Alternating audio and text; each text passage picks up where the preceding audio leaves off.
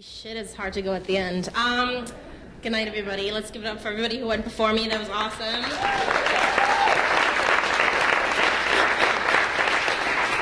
Say yes to everything. That was the one piece of advice my best friend gave me right before I moved to Washington, D.C. about a year ago. I was embarking on my new life. I just graduated with a master's degree. I was starting my new job in my new apartment.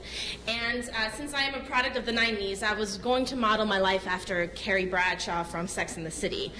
And I got lucky because my older sister lives in the city already, and she was going to be my ambassador to my new life. She was going to take me out drinking till 3 o'clock in the morning, and we're going to meet all these hot guys, but unfortunately she decided to get married. So instead of going out dancing till 3 o'clock in the morning, it was more like, you want to have some salad tonight and go to the gym and read some bridal magazines? So this really wasn't working out for me. And I decided to take the matters into my own hands. And the best way I decided how was to go online dating. Clearly. I wasn't interested in finding a boyfriend, necessarily. I just wanted to meet tons of people and have a really good time. And so I joined OkCupid. I'm sure you're all familiar with it. I joined it because it's free, and I'm afraid of commitment, so that worked out really well for me. And the thing about OkCupid is that it's, it's just OkCupid. It's not awesome Cupid. It's not knock your socks off Cupid. It's just sort of okay. And so what ended up happening was a lot of medium dates, sort of mediocre dates, some terrible dates, and very few really good dates.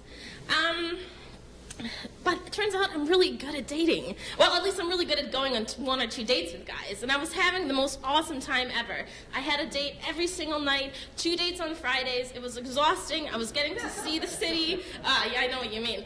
And it was totally exactly what I wanted. I was getting into those gallery openings, and I was going to midnight showings of indie movies.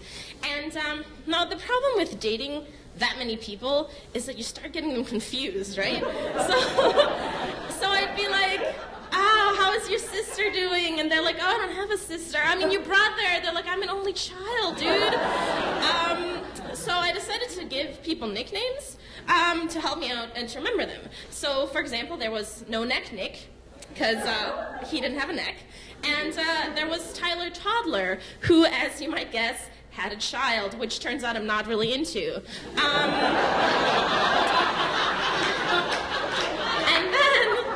And then there was Rick Ross. Now, he didn't necessarily look like Rick Ross, but he did Rick Ross impersonations all night. So that was really special, too. And throughout this whole time, my sister, she was getting pissed off at me because I wasn't hanging out with her anymore. So she'd be like, Tina, you're such a hit. You're such a hit with these guys. And, bless her heart, she didn't want to insult me, but I think she was getting kind of upset. So clearly, because it's OkCupid, there was also some really terrible dates. And I could probably talk about that for another 2 hours, but I'm going to spare you the drama. I'm just going to give you some highlights. For example, there was the guy who, on my first date with him, told me that his best friend was his cat. And that his cat's name was Tenderfoot.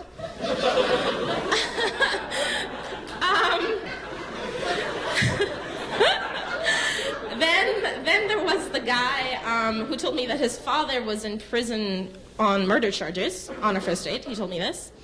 There was the guy who showed off his security clearance like it was his dick size. Is that like a DC thing?